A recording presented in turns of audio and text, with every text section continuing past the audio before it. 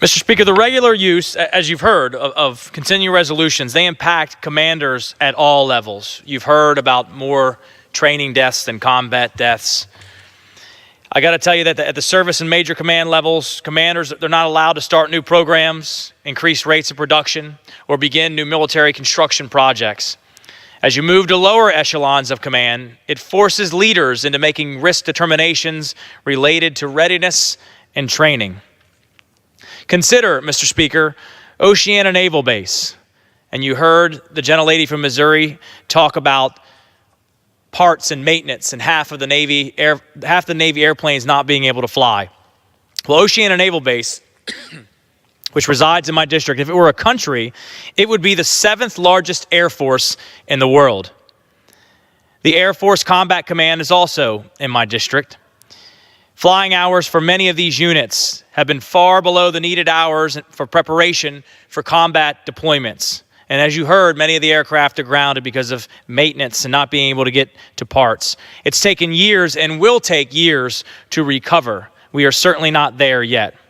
Air National Guardsmen who volunteer at the beginning of the year are only able to have orders cut for the duration of the continuing resolution if it happens. This sometimes reduces the level of their benefits. Basic housing allowance. They're eligible to receive less than that because the orders get broken into separate pieces. This really affects the ones at the lower ranking, the enlisted, like what I was, those who may have military families, again, hurting our military families, which is a strong basis and structure for a strong force. Let me give you another example. While returning from a deployment, approximately 90 airmen had unanticipated changes in their itinerary, which caused additional expenses to occur. And these expenses were not authorized prior to the new fiscal year. So these members were not reimbursed for more than 60 days after their return. Some of the unpaid expenses range from a few dollars to $7,000 for one young airman. Imagine, Mr. Speaker, if you're a young airman, E3, E4, you got a family, $7,000 is a lot of money. It could be the difference between paying the mortgage, keeping the lights on back home, contributing to the stress of our military families. In the weekend of January 2018, there was a scheduled training weekend. The expiration of the continuing resolution caused a last-minute cancellation at an event impacting 950 airmen. 50 of the airmen who traveled out of Langley Air Force Base, also in my district, before the order was given to cancel, were immediately sent home without accomplishing any training events. They may never be able to get that training back as they prepare to go to combat for this nation. There's some other negative impacts that we don't hear about often.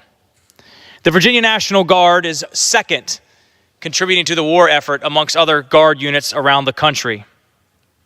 The reserve components make up 47% of our nation's operational forces, yet they are required to cease operations during a continuing resolution while active duty counterparts continue training. 47%, Mr. Speaker, of our operational forces have to shut down during continuing resolutions. And let me read a couple things that I got from the Virginia National Guard.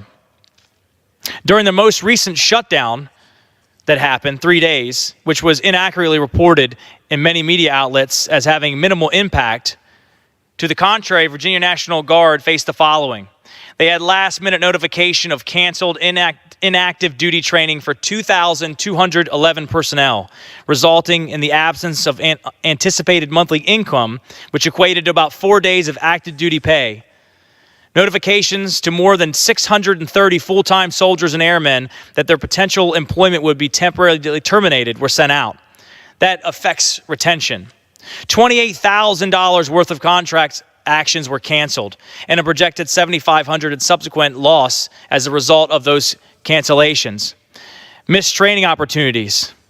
During the most recent shutdown, the National Guard training opportunities totaled $7.7 million, affecting expected income for 58,000 soldiers and airmen and 37,000 federal technicians. Aside from those losses, that contributes to mission and morale impacts. Again, the Virginia National Guard is second in the nation contributing to the war efforts, and the reserve components make up 47% of the nation's operational forces. Mr. Speaker, we have to do better for our military apparatus.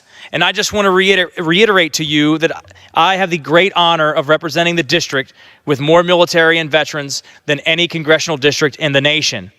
If there is anything going on in the world, if Mother Freedom needs to be defended anywhere in the world, then our men and women are there on the front lines fighting for family, for friends, and for freedom. We in Congress and the Senate owe them better, and we have to do better. We got to get our acts together. We got to lead with courage and the spirit that they have, the courage that they have. We can make it happen, and we should push and push until we get it done, Mr. Speaker. I yield back the remainder of my time.